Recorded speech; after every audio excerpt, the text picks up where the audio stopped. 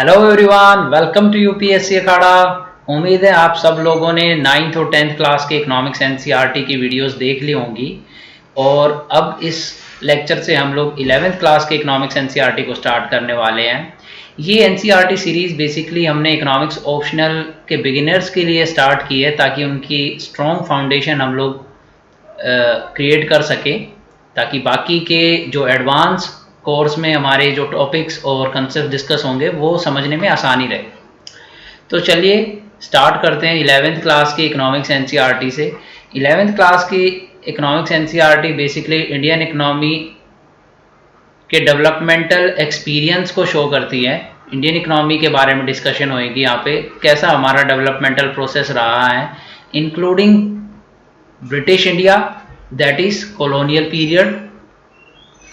British India में कैसा हमारा एक्सपीरियंस रहा, क्या हमारे इकोनॉमिक इंडिकेटर्स और सोशल इंडिकेटर्स कैसे थे, कैसा हमारा इकोनॉमिक स्ट्रक्चर डेवलप हुआ। और उसके बाद सिंस इंडिपेंडेंस में हम एलपीजी रिफॉर्म्स को भी इंक्लूड करेंगे और नेहरू इरा और उसके बाद इंदिरा गांधी का पीरियड भी, कैसी पॉलिटिकल इकोनॉमी रही थी इस टाइम पे, और उसके बाद एलपीजी रिफॉर्म्स और उसके ट्रिकल डाउन इफेक्ट को हम अप्रिशिएट करेंगे कैसा था। तो बेसिकली एक ओवरव्यू है 11th की इकोनॉमिक एनसीईआरटी। पेपर 2 में इंडियन इकोनॉमी होएगी हमारी इकोनॉमिक्स ऑप्शनल के पेपर 2 में। बहुत सारे सोर्सेज में यहाँ पर जो है रेफर करने वाला हूँ, लेकिन वो सोर्सेज आपको अच्छे से समझ आए इसीलिए ये इकोनॉमिक्स की एनसीईआरटी 11th की हम लोग डिस्कस कर रहे हैं। जो बच्चे सेल्फ प्रिपरेशन करना चाह रहे हैं उन्हें मैं बता दूं रेफरेंसेस में क्या क्या पेपर 2 में हम लोग स्टडी कर सकते हैं। एक तो बेसिकली उमा कापिला आप रीड कर सकते हैं, इसमें कुछ इंपॉर्टेंट आर्टिकल्स हैं, ये सफिशिएंट नहीं है, इसको सप्लीमेंट करना होगा वेरियस ईपीडब्ल्यू आर्टिकल से। और जो प्री इंडिपेंडेंस का पीरियड है, प्री इंडिपेंडेंस का, उसमें मैं क्या सोर्सेज रेफर करने वाला हूँ एडवांस क्लासेस में, वो बेसिकली तीर्थंकर रॉय की बुक रहेगी, तीर्थंकर रॉय। और जो सेकंड सोर्स होगा वो हमारा इरफान हबीब रहेगा, इकोनॉमिक हिस्टोरियन है ये, और इनकी 2 बुक्स आती हैं। एक तो आती है 1757 से टू 1857 तक की वॉल्यूम, और सेकंड वॉल्यूम है 1857 टू 1914 वॉल्यूम 2। ये बेसिकली 2 सोर्स रहेंगे। और जो है रेलवेज के लिए पर्टिकुलरली एक एक्स्ट्रा रीडिंग हम लोग कवर करेंगे, उसका नाम भी मैं मेंशन कर देता हूं अगर कुछ लोग सेल्फ प्रिपरेशन कर रहे हैं तो, वो है जॉन हर्ट। ये बेसिकली डीयू में हम लोग पढ़ाते हैं, दिल्ली यूनिवर्सिटी में रेफ़र की जाती है। ये अच्छी रीडिंग है, रेलवेज़ के सारे प्रोज एंड कॉन्स जानने में, कैसे रेलवेज़ ने इंडिया के इकोनॉमिक डेवलपमेंट को इफ़ेक्ट करा। तो चलिए स्टार्ट करते हैं। ये प्रायर इन्फॉर्मेशन आपको देनी ज़रूरी थी, मैं आपको एक फाइनल पिक्चर दिखाने चाहता था कि हम लोग फाइनली कौन से सोर्सेज को पढ़ेंगे, और ये हमारी बिगिनिंग है। तो ये चैप्टर हैं बेसिकली किस बारे में, चैप्टर का इंट्रोडक्शन ही सेल्फ एक्सप्लेनेटरी है, और ये है Indian economy on the eve of independence. जब हम आज़ाद हुए तब हमारा इकोनॉमिक स्ट्रक्चर कैसा था वो इस चैप्टर में हम लोग जानेंगे। बहुत डिटेल में, बहुत सारा जो है डेटा हम लोग यहाँ पर नहीं यूज़ करा है एनसीईआरटी में, given the level that it is for the 11th class student. तो लेकिन हमारे पर्पस के लिए एक ब्रीफ इंट्रोडक्शन, एक ब्रीफ हाईलाइट अच्छी है। तो चलिए स्टार्ट करते हैं।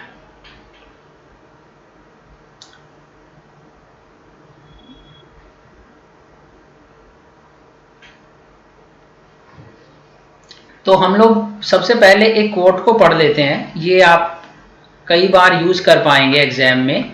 ये कोट इम्पोर्टेंट है और ये शो करती है कि how important Indian economy was for the British empire. So let's read it once. India is the pivot of our empire. If the empire loses any other part of its dominion, we can survive. यानी बाकी जो British empire के components थे, जो dominions थे, उनको अगर Britain loss कर देता, even then they could have survived. But India इतना इंपॉर्टेंट था कि अगर इंडिया लॉस कर देते वो लोग, तो एम्पायर एंड हो जाना था। और ये स्टेटमेंट विक्टर अलेक्जेंडर रूस, जो कि वाइसरॉय थे ब्रिटिश इंडिया के, 1894 में उन्होंने दी थी। तो आप देख सकते हैं कि 1894 में कितना इम्पोर्टेंस इंडिया जो है as a colony for the Britishers बन चुकी थी। ब्रिटिशर्स के लिए कितनी इम्पोर्टेंट कॉलोनी थी।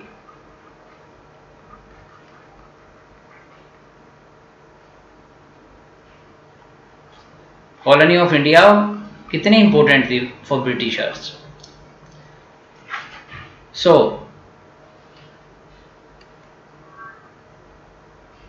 तो बेसिकली चैप्टर ये एक्सप्लेन कर रहा है, हालांकि डिटेल में नहीं, बट मैं इसके कुछ वेरियस फैक्टर्स आपको डिस्कस करना चाहूँगा। क्यों पढ़ना ज़रूरी है?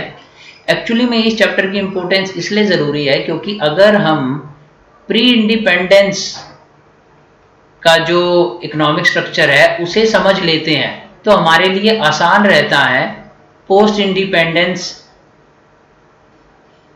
जो कि स्ट्रेटेजी, डेवलपमेंटल स्ट्रेटेजी अडॉप्ट करी गई नेहरू जी के द्वारा, और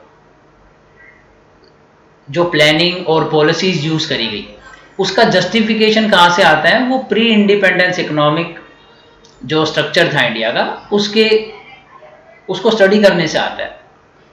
पोस्ट इंडिपेंडेंस का economic developmental strategy depends upon pre independence economic structure. उसके साथ ही कुछ एक्सटर्नल फैक्टर्स भी रहे हैं। एक तो यूएसएसआर का स्पीडीली डेवलप होना, और USSR was basically based on socialism.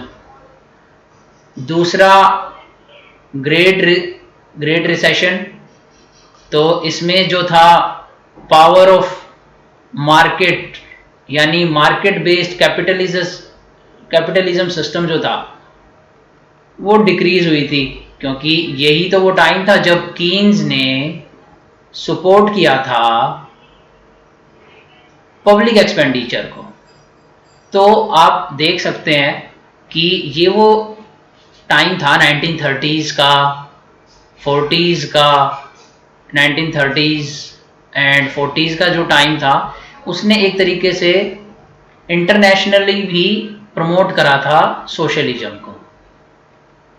Okay, और साथ ही इंडिया के जो इकोनॉमिक इंडिकेटर्स थे वो भी सपोर्ट कर रहे थे सोशलिज्म को। वहाँ पर गवर्नमेंट इंटरवेंशन की ज़रूरत थी, जैसे कि एजुकेशन पर ज़्यादा स्पेंड नहीं करा था ब्रिटिशर्स ने, सिमिलरली हेल्थ पर भी स्पेंड नहीं करा था ब्रिटिशर्स ने। और ये दोनों ही जो हैं ह्यूमन कैपिटल का पार्ट होते हैं, आपको पता है, इनके ऊपर डिपेंड करते हैं कंट्री की प्रोडक्टिविटी राइज होना। सिमिलरली एग्रीकल्चर बहुत पिछड़ा हुआ था और री इंडस्ट्रियलाइज हो गया था इंडिया में, ज़्यादा इंडस्ट्री नहीं थी, पर्टिकुलरली हैवी इंडस्ट्री नहीं थी जो कैपिटल मैन्युफैक्चरिंग होती है, जो कि मशीन्स बनाती हैं। तो और इसके लिए क्या चाहिए था? सेविंग्स चाहिए थी। सेविंग्स इंडिया में ऑलरेडी लो थी क्योंकि पर कैपिटा इनकम बहुत कम था। PCI means per capita income बहुत लो था, तो हाउस होल्ड सेविंग्स और डोमेस्टिक सेविंग्स बहुत लो थी, अराउंड 10% से भी कम थी, बिलो 10% थी जीडीपी के। तो ऐसे में प्राइवेट सेक्टर कैसे इन्वेस्ट कर सकता था? तो यानी गवर्नमेंट के सपोर्ट की ज़रूरत थी। इसीलिए फिर प्लानिंग कमीशन आया और प्लानिंग कमीशन ने सपोर्ट करा पब्लिक सेक्टर लेड डेवलपमेंट को, पब्लिक सेक्टर लेड डेवलपमेंट को। अब ये बातें वन बाय वन हम इस चैप्टर में कैसे गिवन है उसमें डिस्कस करेंगे। तो सबसे पहले हम लोग बात करते हैं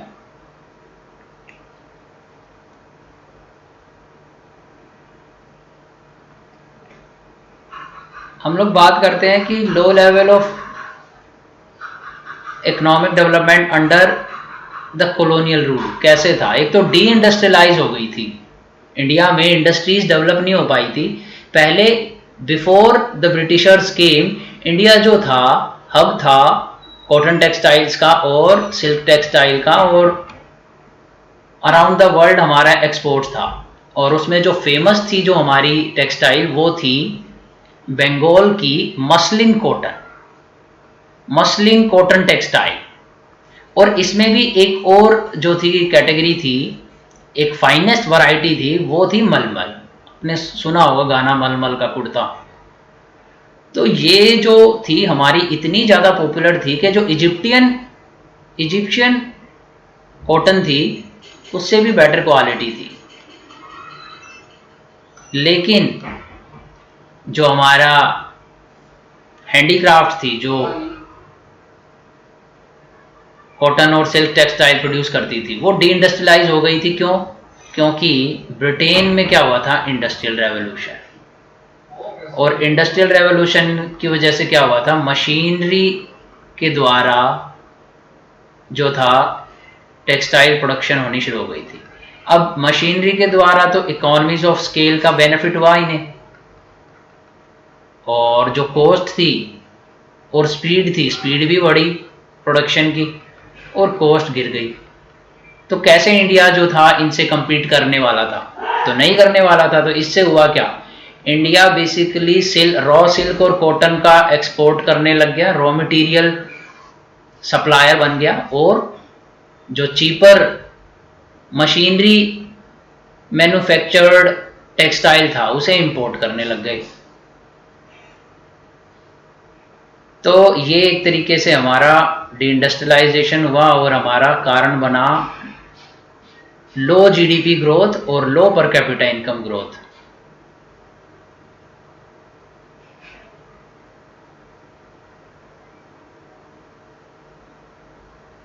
अब बात करते हैं हम लोग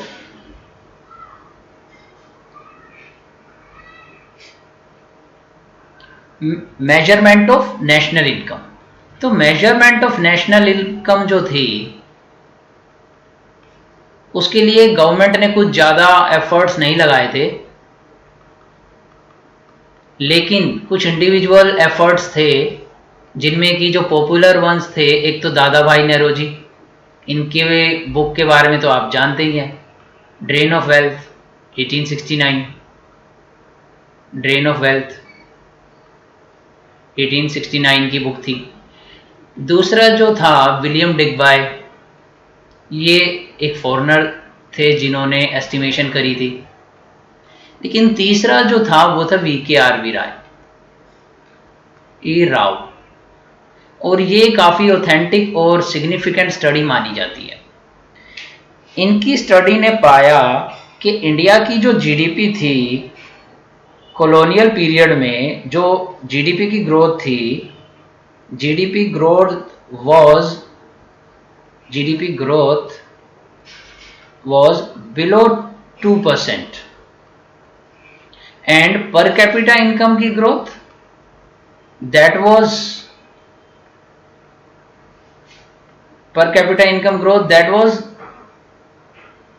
approx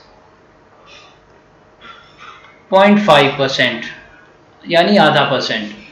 तो इससे आप देख पा रहे हैं कि कितना हमारा स्टैंडर्ड ऑफ लिविंग बढ़ रहा था। और इसका कारण क्या था, इसके बहुत सारे कारण थे, हम एक के बाद एक पढ़ने वाले हैं। बेसिकली 4 हेडिंग्स में पढ़ेंगे हम लोग। पहली हेडिंग होगी हमारी, हम लोग देखेंगे कि एग्रीकल्चर हमारा कैसा था, एग्रीकल्चर का क्या ग्रोथ था, क्या स्ट्रक्चर था एग्रीकल्चर का। फिर देखेंगे इंडस्ट्री का, फिर देखेंगे इंफ्रास्ट्रक्चर का, और लास्ट में देखेंगे ऑक्यूपेशनल स्ट्रक्चर कैसा था। तो चलिए स्टार्ट करते हैं एग्रीकल्चर से। तो फर्स्ट इज एग्रीकल्चर। कैसा था एग्रीकल्चर?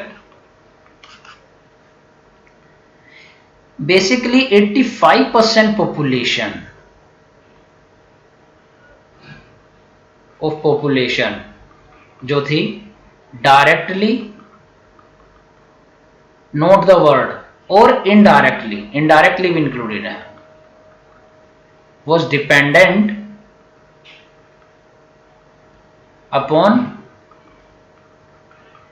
एग्रीकल्चर। ओके, अब ये क्या स्ट्रक्चर दिखाई दे रहा है आपको? ऐसा स्ट्रक्चर कहां पर होता है? इकोनॉमिक्स के डेवलपमेंटल मॉडल्स की बात करी जाए तो कौन सा मॉडल यहाँ पे मैच कर रहा है? Lewis model. लिविस मॉडल में सरप्लस लेबर होती है एग्रीकल्चर के अंदर, क्योंकि 85% पॉपुलेशन एग्रीकल्चर पर डिपेंड है। सॉरी फॉर दिस, ये प्रॉब्लम हो गई थोड़ा।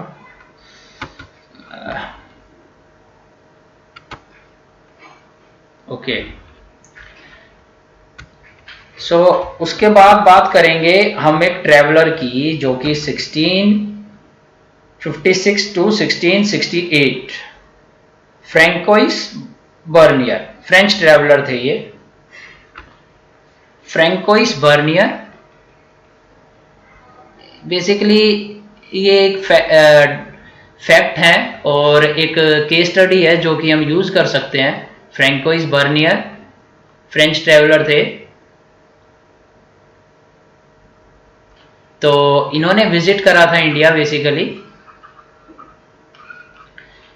और इन्होंने कुछ एक्सपीरियंस किया था जिसको कि नोट डाउन किया था। ये 1656 टू 1668 में आए थे और इन्होंने कैलकाटा विजिट करा था, बंगाल में आए थे, और इन्होंने कंपेयर करा था इजिप्ट से बंगाल के एग्रीकल्चर को, इजिप्ट के और बंगाल के एग्रीकल्चर को कंपेयर करा था। तो इन्होंने क्या पाया कि बंगाल का जो एग्रीकल्चर था वो काफी प्रोस्पर था और रिच था then the Egypt. Bengal agriculture, ये मैं ग्रेटर देन साइन यूज कर रहा हूं to show that Bengal agriculture was more prosperous than Egyptian agriculture.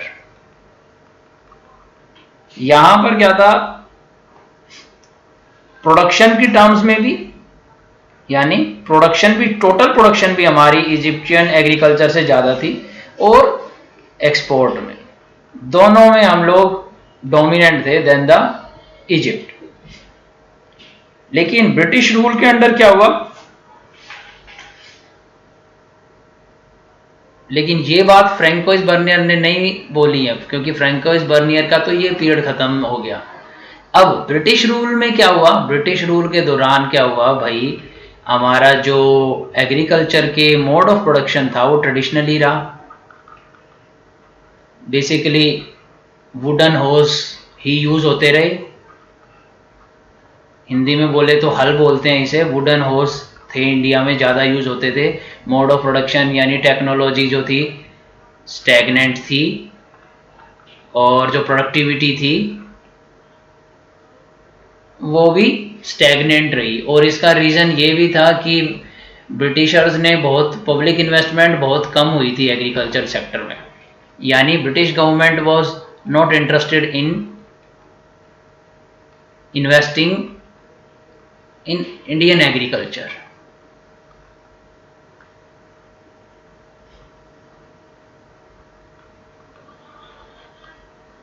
ये मैं क्रॉस का साइन यूज कर रहा हूं कि that Britishers were not at all interested in investing in Indian agriculture. अब क्या जो जमींदार थे वो भी इंटरेस्टेड नहीं थे? Neither zamindars were interested. और इसका क्या रीजन था? इसका रीजन था बेसिकली परमानेंट सेटलमेंट। और जो कल्टीवेटर्स थे क्या वो इंटरेस्टेड होंगे? कल्टीवेटर्स हैड नो सरप्लस, तो सरप्लस ही नहीं होगा तो इन्वेस्टमेंट कहां से करेंगे। तो बेसिकली ये हमारे एग्रीकल्चर की जो थी प्रॉब्लम थी। एब्सोल्यूट टर्म्स में हमारा जो प्रोडक्टिविटी थी वो डिक्लाइन हो गई थी। एब्सोल्यूट टर्म में प्रोडक्टिविटी डिक्लाइन हुई थी, होनी ही थी। क्यों? लुइस मॉडल ने क्या कहा था, सरप्लस लेबर जब एग्रीकल्चर सेक्टर में आ जाएगी, और क्यों आई थी, क्योंकि इंडियन हैंडीक्राफ्ट्स डी इंडस्ट्रियलाइज हो गया था, तो सारा जो अनएम्प्लॉयमेंट का प्रेशर था वो लैंड पर चला गया और वहां पे डिस्गाइज अनएम्प्लॉयमेंट हो गई। एब्सोल्यूट टर्म में प्रोडक्टिविटी डिक्लाइन हुई और रीजन था डिस्गाइज लेबर। अब ऐसा क्यों हुआ, इसका जो रीजन है, मेन रीजन जो माना जाता है वो ये माना जाता है कि 3 टाइप्स के बेसिकली जो थे लैंड सिस्टम थे इंडिया में। एग्रीकल्चर लैंड का जो एडमिनिस्ट्रेशन था बेसिकली 3 तरीके से किया जा रहा था। एक तो आपको पता है ज़मींदारी सिस्टम, जो कि ईस्टर्न इंडिया में था। ज़मींदारी, यहाँ पे परमानेंट सेटलमेंट था। एक बार परमानेंट सेटलमेंट हो गई कि इतना आपको फिक्स डेट पे जो है रेवेन्यू देना है गवर्नमेंट को, जमींदार को। तो ये कहाँ पे था बेसिकली, बंगाल, उड़ीसा, बिहार। फिर दूसरा था हमारा रैयतवारी, ये था वेस्टर्न में, western India, Maharashtra etcetera.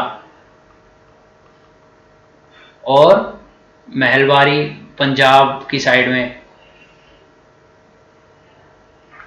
Northern India में। इन सिस्टम्स के बारे में ज़्यादा डिटेल में डिस्कस किया गया है हिस्ट्री की बुक्स में, हिस्ट्री की 11th 12th की एनसीईआरटीज में, और विपिन चंद्र में भी इनके बारे में काफ़ी जिक्र है। तो मैं इनकी डिटेल में तो नहीं जाऊंगा, बट मैं ये कहना चाहूँगा कि ज़मींदारी परमानेंट सेटलमेंट सिस्टम में जो था, प्रॉफिट 2 ही पार्टीज में जाता था, ज़मींदार में और ब्रिटिश गवर्नमेंट के पास। तो यहाँ पे हैंड टू माउथ सिचुएशन हो जाती थी हमारे फार्मर की। अब ऐसा क्यों होता था, क्योंकि अगर ज़मींदार ने टाइम पर नहीं दिया रेवेन्यू, तो ज़मींदार का जो, जहाँ का वो ज़मींदार बनाया गया है, रेवेन्यू कलेक्टर बनाया गया है, वो प्रॉपर्टी ऑक्शन कर दी जाएगी दूसरे ज़मींदार को। तो यानी लैंड की कमोडिटिफिकेशन हो गई थी, क्योंकि ब्रिटिशर्स को अपना जो था रेवेन्यू, उसमें फ्लक्चुएशन नहीं चाहिए थी कि एक साल कम रेवेन्यू आ रहा है, दूसरे साल ज़्यादा आ रहा है। तो उन्होंने तय कर दिया था कि अगर उन्हें रेवेन्यू टाइम पर नहीं मिला तो उसे बेचकर दूसरे ज़मींदार को ऑक्शन करके बेचकर मनी कलेक्ट कर लेंगे। इस वजह से ना तो ब्रिटिश गवर्नमेंट को इंटरेस्ट था एग्रीकल्चर सेक्टर को डेवलप करने में, उन्हें सिर्फ रेवेन्यू कलेक्शन में था। और ज़मींदार को क्यों होगा, ज़मींदार अपना जो भी लॉस होता था वो कल्टीवेटर से निकाल लेता था, ज़्यादा से ज़्यादा रेवेन्यू कलेक्ट करने की कोशिश करता था विदाउट एनी इन्वेस्टमेंट। क्यों? क्योंकि उसे टाइम पर रेवेन्यू देना होता था। तो ये देखिए सेल्फ डिफीटिंग था ये पर्पस, क्योंकि ब्रिटिश गवर्नमेंट ने ज़्यादा रेवेन्यू अर्न करा होता अगर उन्होंने लैंड में इन्वेस्टमेंट करी होती और प्रोडक्टिविटी राइज होती। इसकी रियलाइजेशन भी हुई ब्रिटिश गवर्नमेंट को बाद में, और उन्होंने इरिगेशन में कुछ इन्वेस्टमेंट करी, लेकिन वो काफ़ी लेट हुई वो इन्वेस्टमेंट। उसके लिए वेरियस कमीशन और कमेटी बनाई गई थी, जो कि अगेन एनसीईआरटी हिस्ट्री की बुक्स में डिस्कस करे गए हैं। यहाँ पर हमारा कोई ज़्यादा उसकी रिक्वायरमेंट नहीं है। इरफान हबीब को जब हम पढ़ेंगे और जब तीर्थंकर रॉय को पढ़ेंगे तब हम डिटेल में ये सारी चीज़ें डिस्कस करने वाले हैं, इसीलिए मैं दोबारा रिपीट नहीं करना चाहता। यहाँ पर बेसिकली इंट्रोडक्शन है। दूसरा, एक जगह पे ग्रोथ हो रही थी एग्रीकल्चर सेक्टर में, बट वो थी लिमिटेड टू कैश क्रॉप्स, जैसे कि कॉटन, इंडिगो, इन क्रॉप्स में।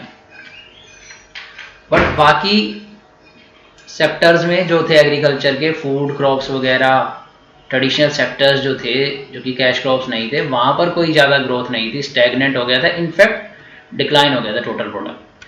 अब हम बात करते हैं इंडस्ट्रियल सेक्टर की। इंडस्ट्रियल सेक्टर का क्या हाल था? तो इंडस्ट्रियल सेक्टर में हम ऑलरेडी डिस्कस कर चुके हैं कि हैंडीक्राफ्ट इंडस्ट्री इंडिया की डिस्ट्रॉय कर दी थी ब्रिटिश मशीन मैन्युफैक्चर्ड टेक्सटाइल ने, और इसकी वजह से क्या हुआ था? Deindustrialisation. ये चीज़ मैं आपको डिस्कस कर चुका हूँ। British machine manufactured textile destroyed Indian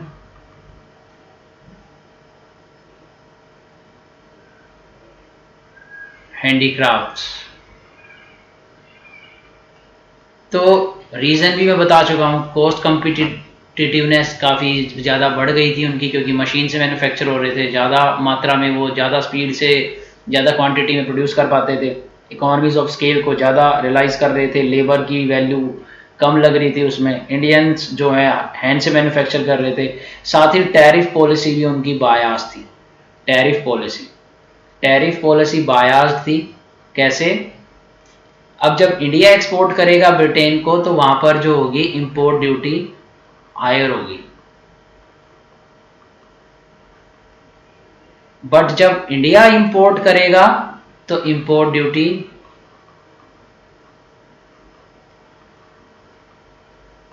zero होगी।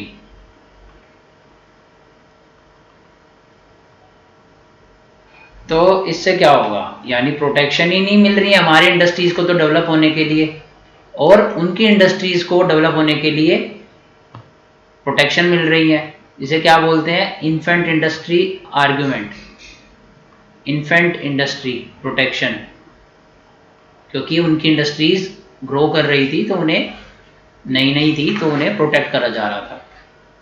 तो ये बायास्ड जो थी पॉलिसी, इसकी वजह से भी काफ़ी नुकसान हुआ। और मॉडर्न इंडस्ट्री इंडिया में मोर और लेस एब्सेंट ही रही। एक दो जगह पर मॉडर्न इंडस्ट्री इस्टेब्लिश हुई 1850, आफ्टर 1850, और वो क्या सेक्टर थे? कॉटन टेक्सटाइल थी। इसमें बेसिकली इंडियंस का शेयर था, इंडियन डोमिनेटेड, इंडियंस का शेयर था। और ये जो थी गुजरात, महाराष्ट्र, इस एरिया में हुई थी। दूसरी एक इंडस्ट्री थी, वो थी jute textile industry, modern machine based जो थी इंडस्ट्रीज, और ये थी फॉरेनर्स डोमिनेटेड, इसमें फॉरेनर्स का शेयर था। उसके बाद बात की जाए अगर आयरन की और स्टील इंडस्ट्री की, तो ये इंडस्ट्री बेसिकली 1907 में एस्टैब्लिश हुई इंडिया में, उससे पहले ये एब्सेंट ही रही।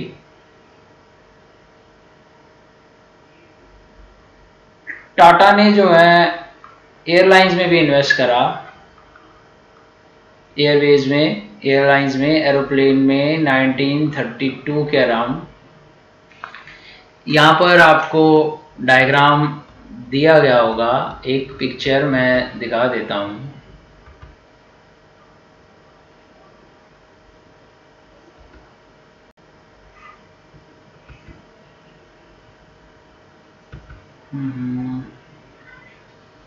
ये शायद नीचे है,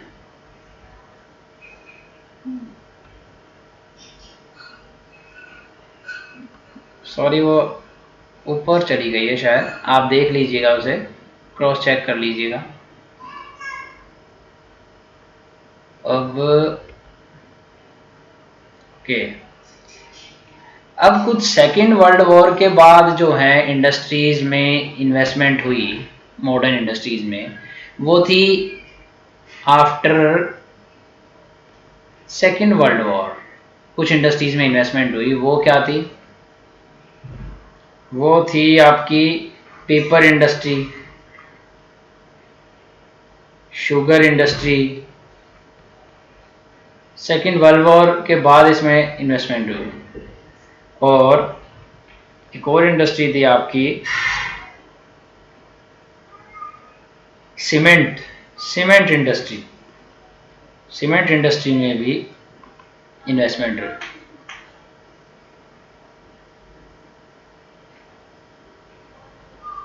तो ये बेसिकली इंडस्ट्रियल सेक्टर से रिलेटेड था। एक इम्पोर्टेंट फैक्टर क्या रहा कि जो था कैपिटल मैन्युफैक्चरिंग इंडस्ट्री, जो कि वो इंडस्ट्रीज थी जो बाकी इंडस्ट्रीज के लिए मशीन्स मैन्युफैक्चर करती थी। ये इंडस्ट्री मिसिंग थी इंडिया में, और यही रीजन था कि नेहरू जी ने Mahalanobis strategy, heavy industry base strategy start करी थी। और हैवी इंडस्ट्री बेस ये थी कि वो मशीन्स मैन्युफैक्चरिंग जो है इंडस्ट्री उन्होंने स्टार्ट करी थी सेकंड 5 ईयर प्लान में। This was the reason behind why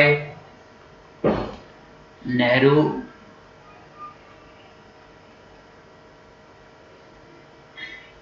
invested in heavy industries। Basically जो महालनोबिस हमारे स्टैटिस्टिशियन थे, उन्होंने यही रिकमेंड करा था महालनोबिस स्ट्रेटेजी कि हम लोग मशीन मैन्युफैक्चरिंग इंडस्ट्रीज में, हैवी इंडस्ट्रीज में इन्वेस्ट करेंगे।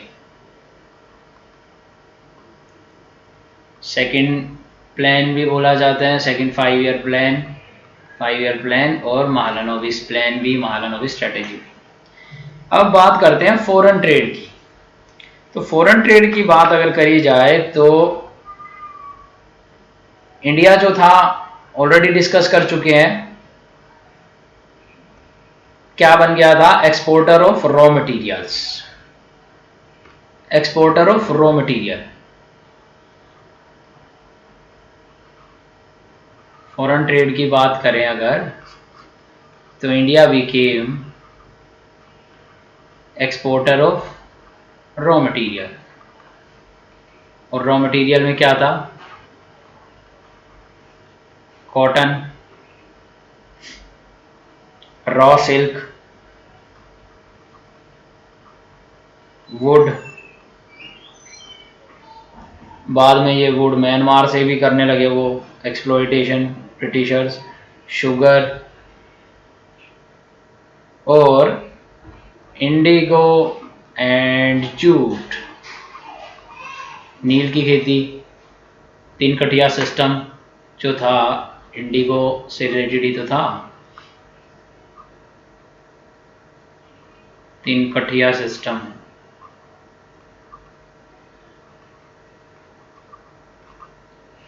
ये आप हिस्ट्री में पढ़ेंगे। तो ये बेसिकली फॉरेन ट्रेड का जो था स्ट्रक्चर था हमारा। और क्या इंपॉर्टेंट डेटा है यहाँ पे, 50% प्लस जो ट्रेड था और विद किसके साथ था? ब्रिटेन के। यानी डाइवर्सिफाइड नहीं था ज़्यादा हमारा ट्रेड, सारा का सारा मेजोरिटी ट्रेड ब्रिटेन के साथ ही हो रहा था। और ये ट्रेड इंक्रीज और फास्ट हो गया था रैपिड रेट से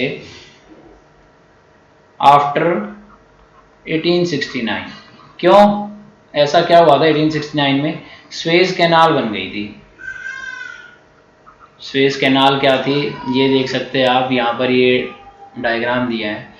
ये बेसिकली इजिप्ट के यहाँ पर कैनाल, आर्टिफिशियल कैनाल बनाई गई थी जो मेडिटेरेनियन सी को पर्शियन गल्फ से, गल्फ ऑफ स्वेज से जोड़ रही थी। गल्फ ऑफ स्वेज से मेडिटेरेनियन सी को जोड़ रही थी। पोर्ट सैड जो कि मेडिटेरेनियन सी पे है। इससे क्या हो गया कि टाइम घट गया था ट्रेड का, क्योंकि अदरवाइज इंडिया जो था, इंडिया से ट्रेड करने के लिए पहले ये केप ऑफ गुड होप होती है यहाँ पे अफ्रीका के, यहाँ पे साउथ अफ्रीका के नीचे, यहाँ से जाना पड़ता था। लेकिन फिर क्या हुआ था, ट्रेड डायरेक्टली यहाँ से होने लग गया था, तो ये रास्ता छोटा हो गया था ब्रिटेन का, ये देख सकते हैं आप। तो एक और बात है, बहुत इंपॉर्टेंट फैक्टर है यहाँ पे, ट्रेड कैसा था इंडिया का, बैलेंस ऑफ पेमेंट। इंडिया ने हमेशा एक्सपोर्ट सरप्लस जनरेट करा। एक्सपोर्ट सरप्लस यानी इंडिया जो है ज़्यादा एक्सपोर्ट करता था वैल्यू में in comparison to import. Export जो थे, export value greater than import value, okay. लेकिन इसका बेनिफिट इंडिया को नहीं हो रहा था, और ये ही जो है ड्रेन ऑफ वेल्थ के कंसेप्ट से रिलेटेड है। इसका बेनिफिट कहाँ जा रहा था? जो ब्रिटेन में ऑफिसेस थे इंडिया को मैनेज करने के लिए,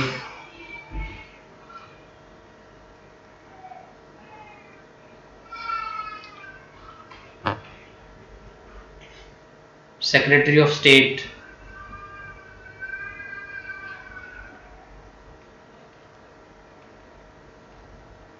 उनकी जो सैलरी थी इसी से तो दी जाती थी। पेंशन्स इसी से तो दी जाती थी। जो उनके ऑफिसर्स रिटायर होकर चले गए थे, गवर्नर जनरल्स, प्लस वॉर कहाँ से फाइनेंस हो रहा था, जो बाकी देशों में लड़ा जा रहा था, वो भी इस सरप्लस से ही जो है फाइनेंस किया जा रहा था। तो ये जो इंडिया ने एक्सपोर्ट वैल्यू जनरेट की, वो इंडिया के वेलफेयर के लिए नहीं यूज हो रही थी, वो बेसिकली घूम फिर के ब्रिटेन में ही जा रही थी। अब ये क्या था, इंडिया का जो नेशनल इनकम फ्लो था उसमें ये लीकेज की तरह ही तो काम कर रहा था, और इसीलिए इसे ड्रेन कहा जा रहा था, ड्रेन ऑफ वेल्थ। ये है बेसिक ड्रेन ऑफ वेल्थ का रीजन। तो ये समझ गए आप। Now let's move on to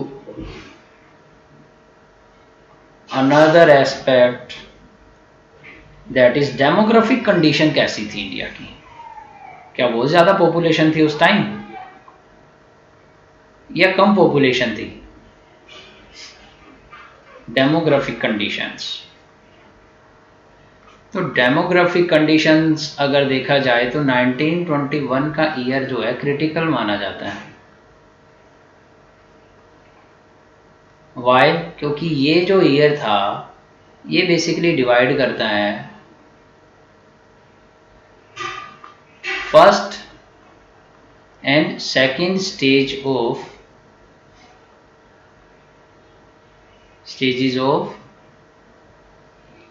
population या डेमोग्राफी कह सकते हैं। अब ये क्या है?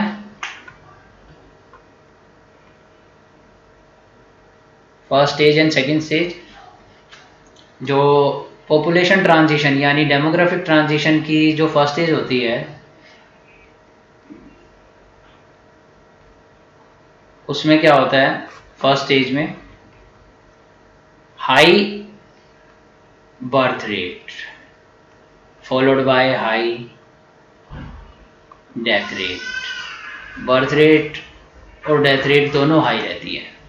बर्थ रेट इसलिए क्योंकि फर्टिलिटी रेट हाई रहती है, एजुकेशन इतनी होती ही नहीं है, क्योंकि डेथ रेट भी ज़्यादा होती हैं तो प्रोबेबिलिटी कम होती है बच्चे के बचने की, इन्फेंट के बचने की, तो लोग ज़्यादा और भी ज़्यादा हाई बर्थ रेट रखते हैं। साइमल्टेनियसली हाई डेथ रेट रहती है क्योंकि इस टाइम पर जो है बिफोर 1921 जो है एंटीबायोटिक्स नहीं थे और मेडिकल फैसिलिटीज़ भी इतनी नहीं थी। और स्पेनिश फ्लू भी तो हुआ था 1919 में। स्पेनिश फ्लू, बहुत सारी पॉपुलेशन की डेथ हो गई थी तो हाई डेथ रेट थी। तो यानी पॉपुलेशन जो थी स्टैग्नेंट थी। इनफैक्ट पॉपुलेशन जो थी between 1911 to 1921 population declined, population of India in absolute term decline हुई थी। अब सेकेंड स्टेज में क्या होता है, बर्थ रेट तो हाई रहती है क्योंकि बर्थ रेट एक बिहेवियरल एस्पेक्ट बन जाता है, कल्चरल एस्पेक्ट बन जाता है, उसको चेंज करना इतना आसान नहीं होता है। तो बर्थ रेट तो हाई रहती है बट डेथ रेट लो हो जाती है आफ्टर 1921। रीज़न बीइंग, एक तो फोकस चला गया था क्लीनलीनेस पे, जर्म थ्योरी वगैरह सब आ चुकी थी, क्लीनलीनेस पर फोकस था। प्लस 1929 में एक आविष्कार हुआ पेंसिलिन, अच्छी तरीके से डेवलप हो चुकी थी, एंटीबायोटिक्स आ चुकी थी, तो इससे डेथ रेट कम हुई। लेकिन स्टिल इस पेंसिलिन का और इन मेडिकल फैसिलिटीज़ का जो बेनिफिट था इंडिया के कंटेक्स्ट में लिमिटेड ही था, limited impact on Indian death rate, Indian death rate पे। तो बेसिकली इस बुक में नहीं बताया गया, लेकिन आप हम जो है एडवांस लेक्चर में पढ़ेंगे कि 1940s तक 1921 से जो है पॉपुलेशन स्टैग्नेंट ही रही, कोई ज़्यादा चेंज नहीं आया, ना ग्रो करी ना डिक्लाइन हुई। लेकिन आफ्टर 1940s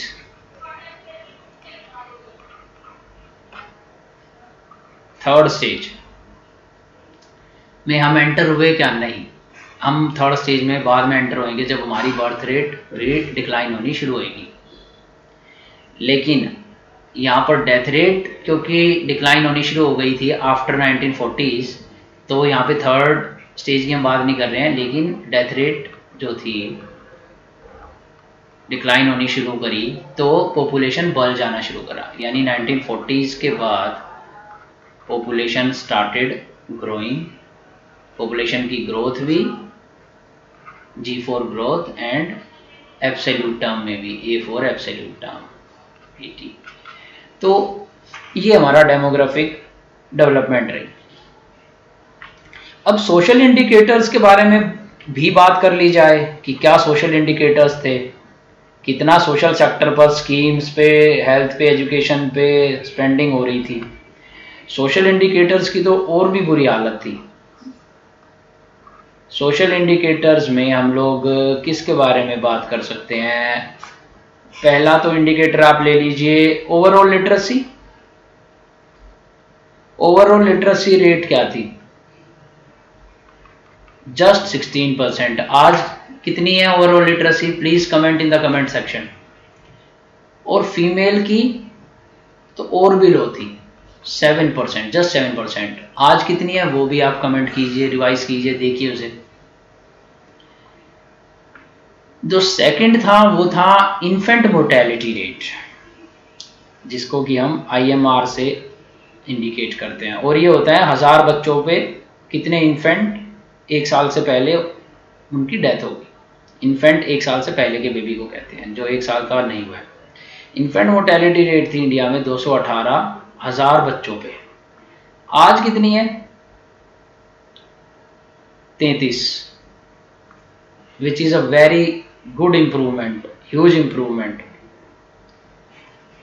अब बात कर ली जाए लाइफ एक्सपेक्टेंसी की।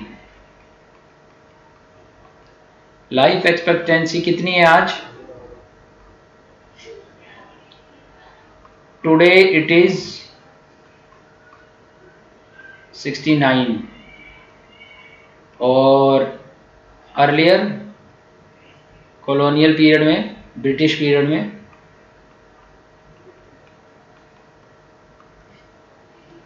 44। ओके, तो ये देख सकते हैं आप। और वाटर बॉर्न, एयरबॉर्न डिजीजेज जो थी ना, रैम्पेंट थी। इसमें आपको एक इंटरेस्टिंग फैक्ट बताता हूँ। ये जो सिविल लाइंस आप देखेंगे दिल्ली के अंदर है, और काफ़ी एरियाज में सिविल लाइंस की कॉलोनीज पाई जाती हैं इंडिया में। सिविल लाइंस बोलते हैं इन्हें। ये इसीलिए डेवलप की गई थी क्योंकि जो वाटर बोर्न और एयरबोर्न की डिजीज थी उससे जो है ब्रिटिश ऑफिसर्स बच सकें। यानी जो इन्वेस्टमेंट करी जा रही थी ब्रिटिशर्स की प्रोटेक्शन के लिए सिविल लाइंस डेवलप करी गई थी। और इंडिया में ये डिजीज इतनी प्रीवैलेंट थी कि जो हिल स्टेशंस हैं वहां पर जो है कैपिटल शिफ्ट कर दी जाती थी। वाइसरॉय का जो है ऑफिस जो है शिफ्ट कर दिया जाता था हिल स्टेशंस पर सर्दियों गर्मियों में, इसीलिए क्योंकि वहां पर जो है एक तो आर्मी पर्सोनल की जो थी हीलिंग अच्छी होती थी उनके घावों की, क्योंकि बैक्टीरिया नहीं लगेंगे, और डिजीजेस से भी बचाव हो जाता था। तो देखिए ब्रिटिशर्स अपनी सेफ्टी के लिए तो सारे मेजर्स लेते थे, लेकिन ये सारी इन्वेस्टमेंट इन लोगों ने, क्योंकि ज़्यादा इन्वेस्टमेंट पर खर्चा होता अगर वो वाटर बोर्न और एयरबोर्न पोल्यूशन को कंट्रोल करते, तो उन्होंने अपनी सेपरेट कॉलोनीज और अपने रहने के सेपरेट रेजिडेंस बना लिए।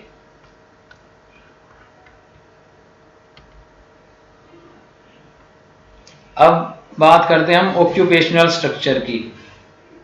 तो ऑक्यूपेशनल स्ट्रक्चर के बारे में तो मैं पहले ही मोटे तौर पे बता चुका हूँ कि डायरेक्ट और इनडायरेक्टली 85% जो था एग्रीकल्चर पे डिपेंडेंट था। पर डायरेक्टली कितना था एग्रीकल्चर पे डिपेंडेंट?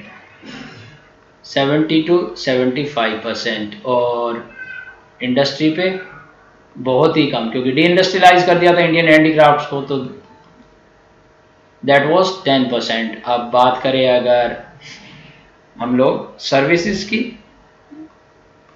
तो वो 15 to 20% था। So this was occupational structure. अब एंड में हम लोग डिस्कस करेंगे इंफ्रास्ट्रक्चर की, जिसमें कि रेलवेज भी आएगा। और रेलवेज पे रीडिंग है जॉन हर्ड की, जिसको कि एडवांस कोर्स में हम डिस्कस करेंगे। जॉन हर्ड, ये जो सेल्फ स्टडी करने वाले बच्चे हैं फॉलो कर सकते हैं जॉन हर्ड की रीडिंग। ओके, तो इंफ्रास्ट्रक्चर में बेसिकली देखा जाए तो रेलवे सबसे बड़ा कंट्रीब्यूशन है। फिर जो है पोर्ट्स की डेवलपमेंट, और उसके बाद जो है टेलीग्राफ, ये बहुत इंपॉर्टेंट था। इसने जो है ब्रिटिशर्स को काफ़ी हेल्प करी थी, जो कि जब भी आर्मीज पर अटैक होता था या जो भी आंदोलन होते थे, टेलीग्राफ की मदद से एक पोस्ट से दूसरी पोस्ट पर messages, intelligence gathering, information spreading होती थी इससे, और इससे काफ़ी रेवोल्यूशंस को कंट्रोल करा गया। एक बटालियन एक पोस्ट पर जहाँ पर होती थी एक स्टेट में, दूसरी स्टेट के बटालियन को इंफॉर्मेशन पहुँचा देती थी। तो रेलवेज की बात करते हैं। तो रेलवेज में क्या था कि बेसिकली अगर रेलवेज की बात की जाए तो एक तो इसकी नेगेटिव साइड भी थी और एक पॉजिटिव साइड भी थी रेलवेज की। तो दोनों को डिस्कस करते हैं। पॉजिटिव साइड देखी जाए तो ज्योग्राफिकल और कल्चरल। ज्योग्राफिकल कल्चरल बैरियर्स जो थे ब्रेक कर दिए थे रेलवेज ने। अब कैसे? ज्योग्राफिकल, एक तो एक स्टेट का इंसान जो था दूसरी स्टेट में जाने लग गया था रेलवेज की हेल्प से इजीली। और इसी की वजह से जो आइडियाज ऑफ इंडियन इंडिपेंडेंस थे और जो इंडियन इंडिपेंडेंस से रिलेटेड मूवमेंट थी, उसमें जो है एक दूसरे से ज़्यादा इंटरेक्शन करने लग गए थे फ्रीडम फाइटर्स। तो ये एक अच्छा बेनिफिट था। दूसरा कल्चरल। अब इसमें क्या था, रेलवे में कोई डिस्क्रिमिनेशन नहीं था कि शेड्यूल कास्ट ट्रेवल नहीं कर सकता या ब्राह्मण के लिए कुछ अलग बोगी है। तो ये दोनों को एक साथ ट्रैवल करना पड़ता था, कई बार बॉडी टू बॉडी टच हो जाती थी। तो इसीलिए कास्टिज्म को थोड़ा ब्रेक लगा था, हालांकि बस कहने की बात है, लेकिन स्टिल एक पॉइंट लिखा जाता है। तो लेकिन ये कल्चरल बायसनेस अगेंस्ट ब्रिटिश नहीं था। ब्रिटिशर्स की तो अलग रिजर्वेशन रहती थी, उनका तो अलग कंपार्टमेंट रहता था रेलवे के अंदर। अब इकोनॉमिकल बेनिफिट की बात की जाए तो इंडिया को क्या बेनिफिट हुआ? वेल, इंडिया इस इकोनॉमिकल बेनिफिट को दो पार्ट्स में डिवाइड कर सकते हैं। एक तो ब्रिटेन के लिए, एक इंडिया के लिए। तो जॉन हर्ट की रीडिंग ने पाया कि इंडियंस को इतना बेनिफिट नहीं हुआ, नेग्लिजिबल बेनिफिट। क्यों? या कह लीजिए मार्जिनल बेनिफिट। ऐसा इसलिए क्योंकि जो ट्रांसपोर्टेशन की जो चार्जेस थी वो बायस्ड थी। जब कोई इंडियन मैन्युफैक्चरर, सपोज कीजिए मैन्युफैक्चरर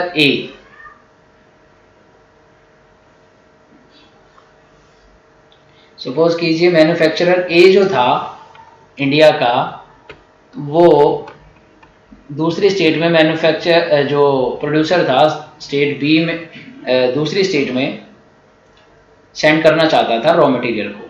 ए जो है लगा लीजिए बंगाल का बंदा है और ट्रांसफ़र करना चाह रहा है रॉ मटेरियल को बी बंदे को महाराष्ट्र में। तो इन पे जो टैक्स लगेगा, जो टिकट की कॉस्ट थी वो हाई थी, कॉस्ट हाई। लेकिन ब्रिटेन का अगर कोई बंदा है, ब्रिटेन का को बंगाल से, ब्रिटेन के मर्चेंट को या ब्रिटिश गवर्नमेंट को बंगाल से कोई रॉ मटेरियल जो है महाराष्ट्र सेंड करना है वहाँ के पोर्ट पर, तो जो ट्रांसपोर्टेशन कॉस्ट होगी लो होगी। तो यानी उन्हें तो cheaper cost per transportation allowed थी, बट इंडियंस के लिए इंटरस्टेट जो ट्रांसपोर्टेशन थी वो हाई थी। तो इससे आप क्या समझे कि ये इंटेंशनली था कि इंडिया के अंदर तो ट्रेड इतना डेवलप हो नहीं पाया बाकी, लेकिन ब्रिटिशर्स ने काफ़ी एक्सप्लॉयटेशन करी। क्या एक्सप्लॉयटेशन करी? इससे क्या हुआ, इससे दो पॉइंट हुए। एक पॉइंट तो रॉ मटेरियल जो था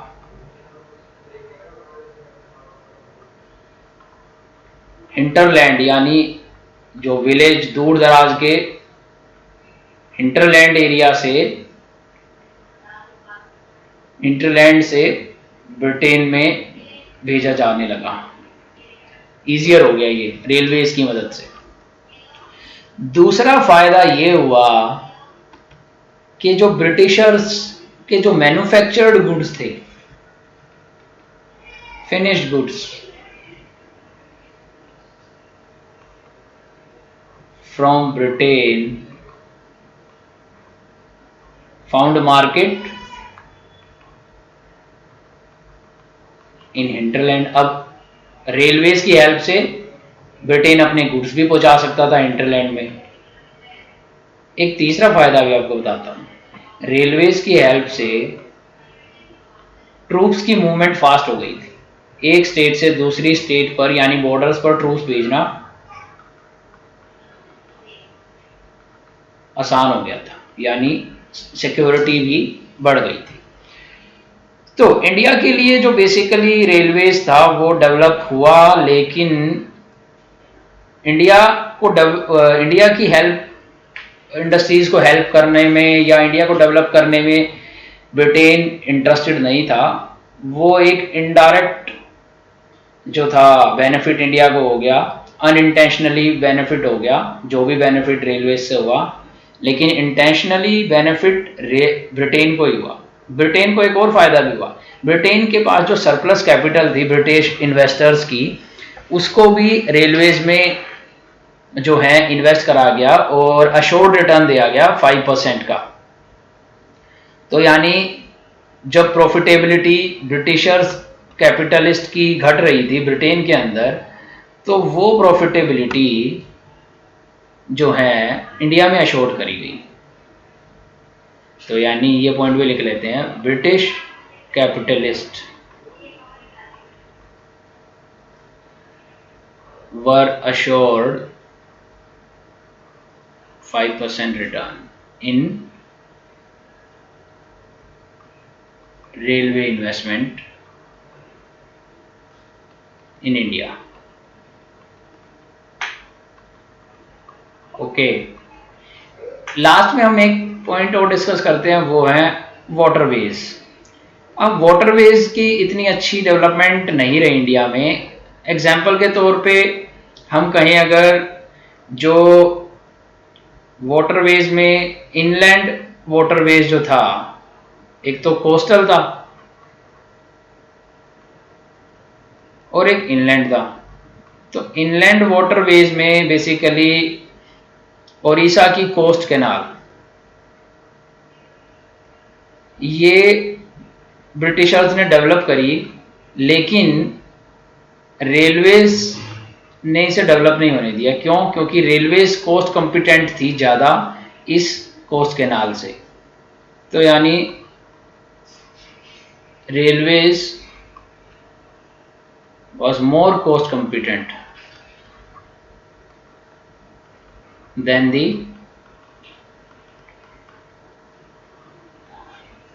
coast canal, Odisha coast canal. तो यानी हमारे इसीलिए इनलैंड वाटरवेज डेवलप नहीं रहे हैं इंडिया में, और आज तक भी इनलैंड वाटरवेज कोई ज़्यादा सक्सेस अचीव नहीं कर पाए हैं। 6 इनलैंड वाटरवेज आप सब जानते होंगे, लेकिन उसको बढ़ा के 111 कर दिया है गवर्नमेंट ने, लेकिन उनमें कुछ खास इम्प्रूवमेंट नहीं है। तो अभी तक के लिए इतना ही। नेक्स्ट क्लास में हम लोग डिस्कस करेंगे, इसे रिकैप कर लीजिएगा आप। रिकैप का एक अलग यहाँ पर समरी दे रखी है इस चैप्टर के एंड में, इसे रिकैप कीजिएगा और नेक्स्ट चैप्टर में हम लोग नया टॉपिक डिस्कस करेंगे। तो चलिए मिलते हैं अगली क्लास में। Till then, bye bye, take care, stay safe, and yes, subscribe to UPSC Akhara.